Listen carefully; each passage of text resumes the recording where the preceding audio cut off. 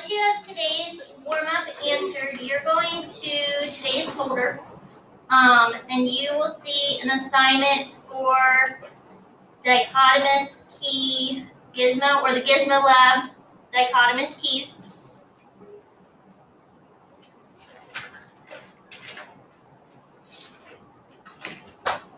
You're going to click on that Gizmo Lab Dichotomous Keys assignment and then make a copy of the Gizmo document.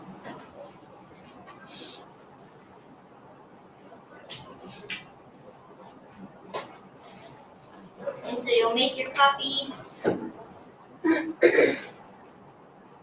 Once you make your copy, you're also going to go back to our folder and you're going to click on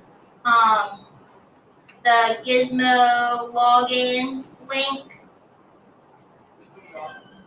to the Explore Learning Gizmo login. Open that up. You should have your login saved from last time. If not, you might have to look those up again.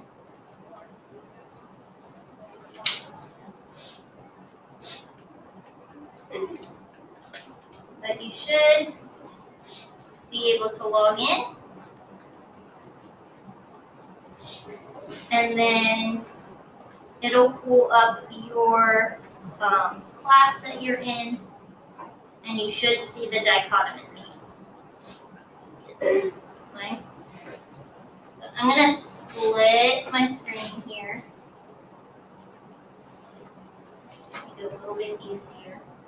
You should have your document and the dichotomous key Gizmo. If you launch it, you should have something that looks like this. Okay.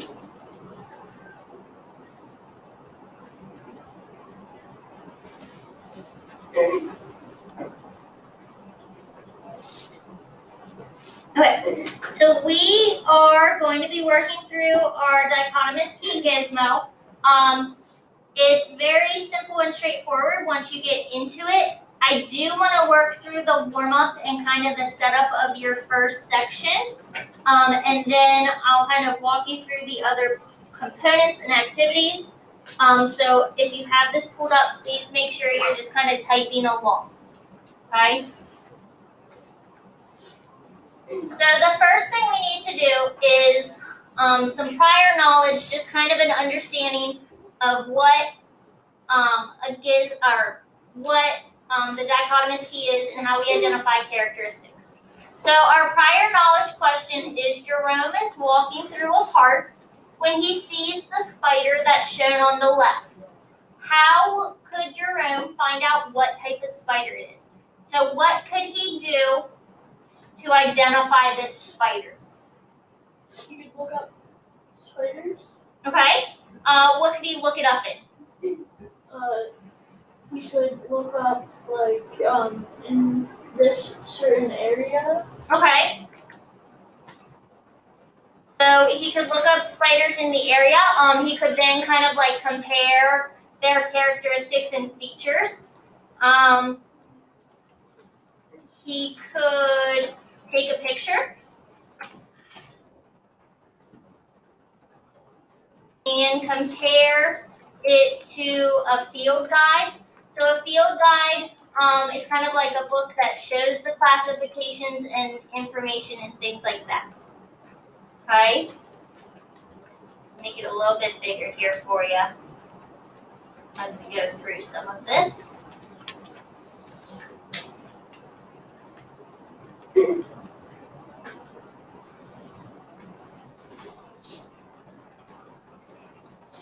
Okay, so he could look up the spiders in the area.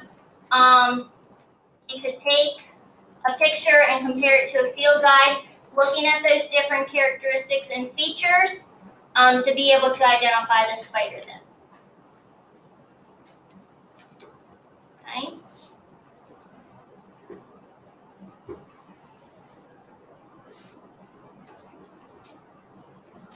Okay.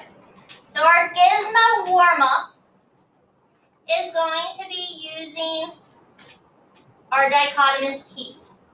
So they already have it set up to start on this California albatross, which is a type of seabird, similar to a seagull, but a little bit bigger.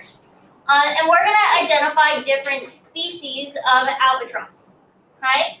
So this first one, the dichotomous key, allows you to use 5 different dichotomous keys to identify a variety of organisms throughout this gizmo. Okay? So you need to make sure the California albatross and organism A are selected. That's already set up for you. It's always going to give you 2 statements about a specific feature. So our 2 statements are large areas of the bird's body are covered in white feathers, and then most of the bird's body is covered in gray or black feathers. So based on this picture that is started with our gizmo, which statement do you think is true? Large areas are covered in white feathers, or the body is covered in gray or black feathers? Logan? The first one. The first one, okay? Large areas of the bird's body are covered in white feathers.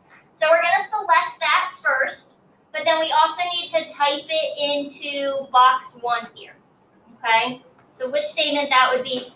Large areas of the bird's body are covered in white feathers.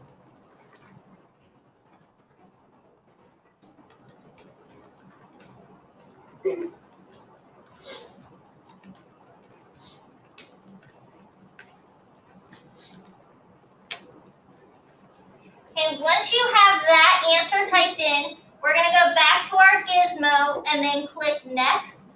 And we're going to continue to work through the options until we identify the bird.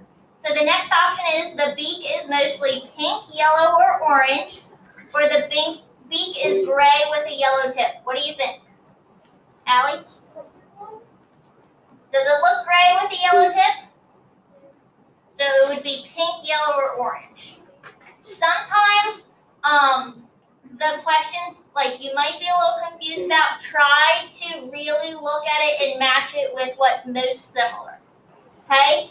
Now, our next options are the head plumage is a light yellow color, or the head plumage is mostly white or all white. Now, this plumage just means that, like, the head feathers, or what you can see on, like, that head and neck.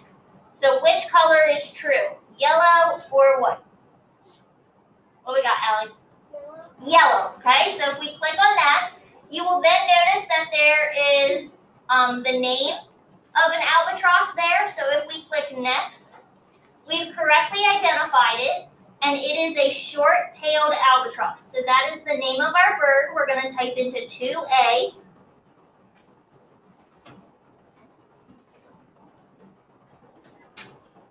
Now, if we would have clicked a different characteristic and it would have been wrong, it would have said you've incorrectly identified it, and you can go back into the steps to pick a different one until you identify the correct bird. So you will kind of be able to check yourself to make sure you're getting the right organism identified. Okay?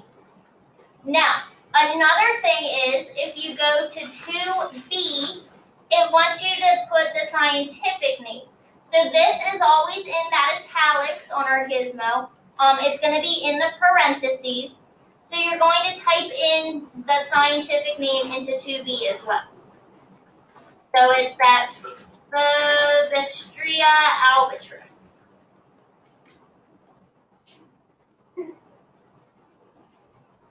And remember, the first word is always capitalized, but then the second word is in lowercase.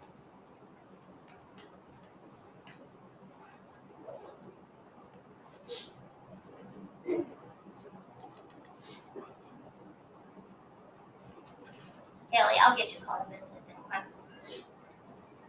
Okay.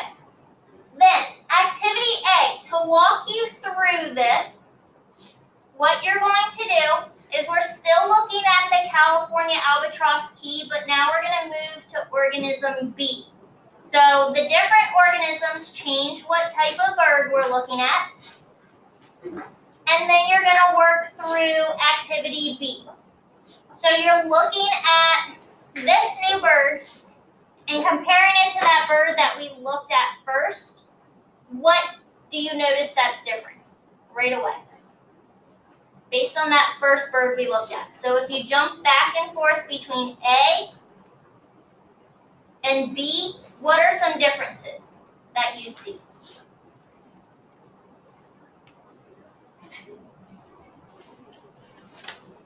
Organism A is a little bit larger than B.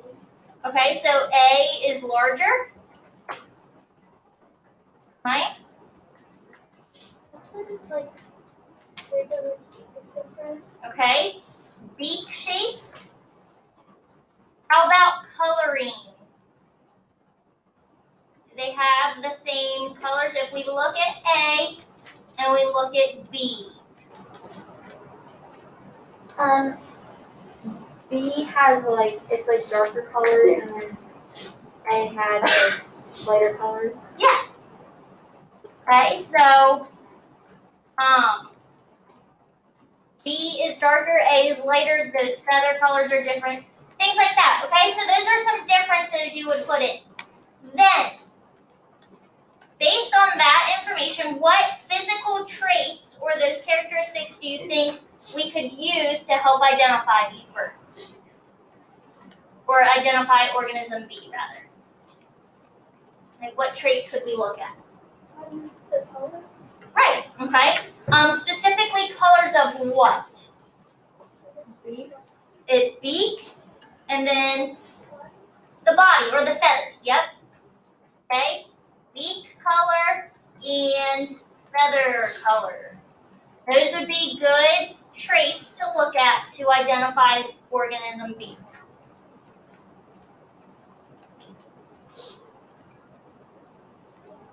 Okay, so walking you through the rest of this gizmo, what you are going to do is you're working through the California albatross right now.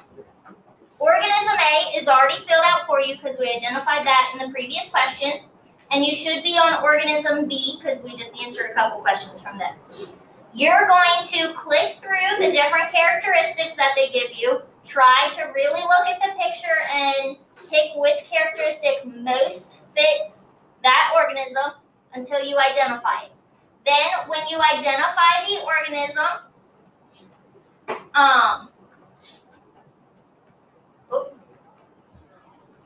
when you identify the organism, again, it's going to give you that correct or incorrect. You're going to type in the name. So the common name is that name that you can pronounce or say. And then you're going to type in the scientific name as well.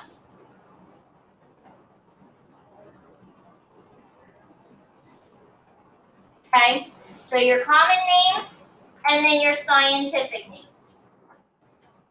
It's okay if your scientific name is not in italics as long as you type in both words. Okay? So once you go through that, you would then just choose another organism and continue to work through that until you have identified all of the albatrosses. Then you have a question to answer. Then you're going to move to activity B. The directions for this then, you'll pick a different key. So you're going to pick the Canadian Rockies, buttercups.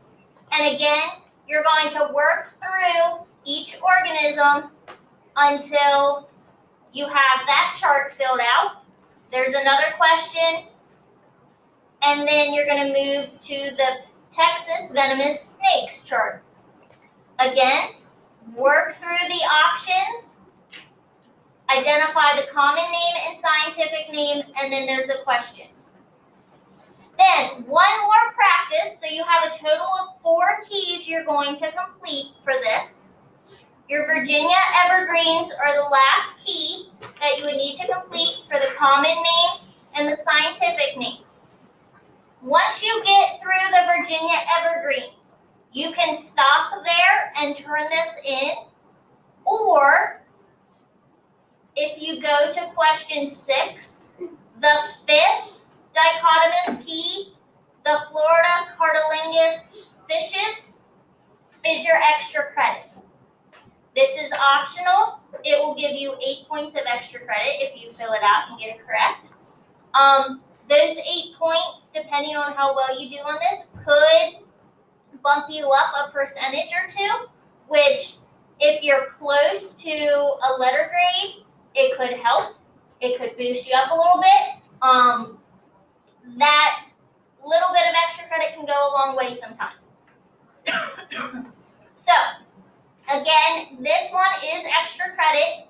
You do need to complete the other 4, but once you get to Virginia Evergreens, you can either stop there and turn it in, or you can complete that extra credit, okay?